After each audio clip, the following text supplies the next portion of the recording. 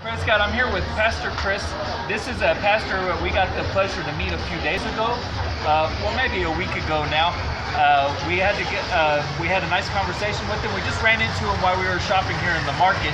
Pastor Kris, I was wondering if you could share, what God revealed to you and what took place in your church and how things are going.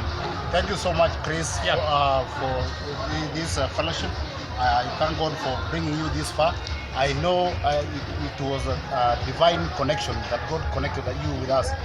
During our talk when we met, you shared briefly with us, you shared with us about our outreach, how we can change our outreach mission from evangelism, from crusades and conference into adopting a new method of house-to-house evangelism.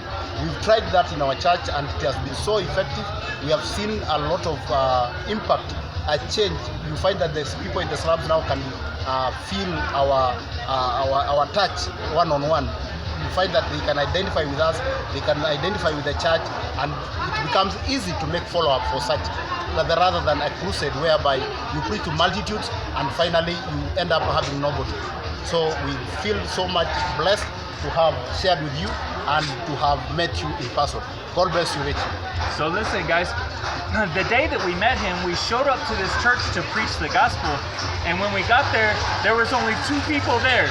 There was this pastor and one other pastor, so we ended up sitting down just having a personal conversation with these guys.